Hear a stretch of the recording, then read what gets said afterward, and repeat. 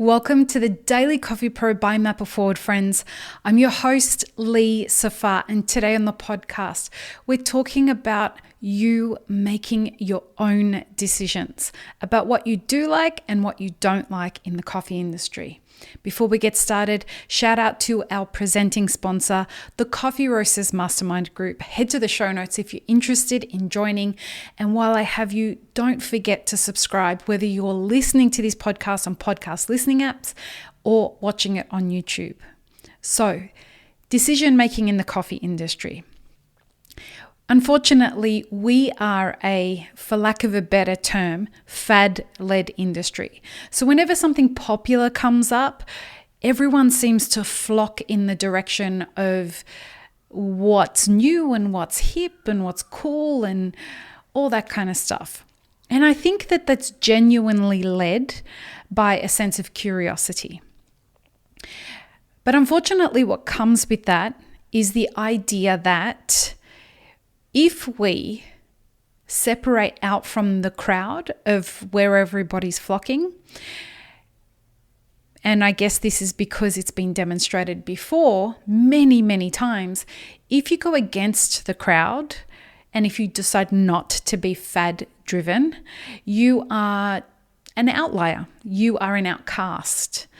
And that can lead people to feel nervous about sharing their truth and what they do and don't genuinely like in the industry.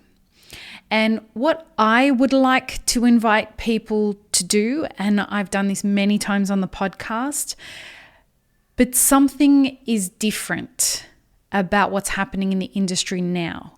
And I think that we could actually genuinely get a shift in the tide if we start approaching our decision making differently now more than ever. And the reason is because it's like the rules of the game are changing because of COVID and because of shifting coffee prices and because of the labor shortage, etc., etc. People are making decisions to leave the industry permanently after having had some time at home with government funding supporting their lifestyles. They've come to realize that they're happier and they're healthier and they feel more fulfilled. And so they're deciding to exit the industry permanently. And I'm really happy for those people. But the people who are left deciding that they want to be a part of the industry seem to be people who are genuinely passionate about a career in coffee. And having a career in coffee, if we're going to move forward, that builds on a part of our history that's happening right now where the foundations are shifting and we're being held to a different account. If we're going to continue a momentum that stretches beyond that, we are all going to have to be called to start thinking a little bit more independently. And what that means is taking a look at something and deciding for yourself whether you want to be a part of that something or not. So, for example, if there's a new brewing technique that's a fad, or there's a new idea that's released in an article, or there's someone who's popular who's expressing a perspective on something that you don't agree with across any of those things, whether you do or don't agree with them, and the popular opinion is the opposite to what you're taking, it can be very intimidating not to just go with what everyone's saying and really stand in your own truth about something. And this can be something as simple as, hey, I don't like espresso, when everyone around you is telling you that you're not a real coffee professional if you don't like espresso.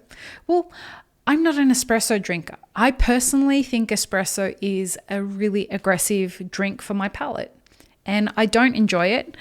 And I prefer manual brew manual brewed coffee far more than I enjoy an espresso. When I was a younger barista, it was a very unpopular thing to say, and so I wouldn't say it. I didn't want to be excluded from the crowd.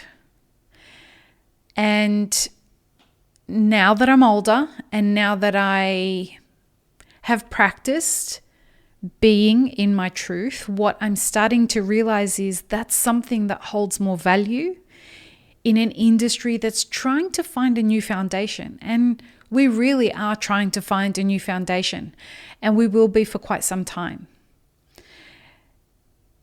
If you're going to be a professional in this industry long term, the way that you define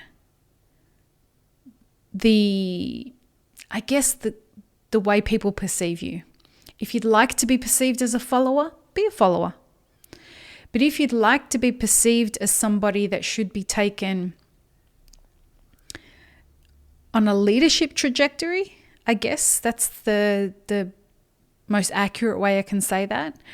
Or if you'd like to be somebody who can think and decipher different bits of information so that you can come to a decision that considers all the stakeholders, followers don't do that. So the way that you perceive and process information and then translate that information outside of you is going to determine the trajectory of your career and who you welcome into your network and the way that people perceive you. And that's really important moving forward because of a lot of reasons. But from what I've been seeing over the last few years,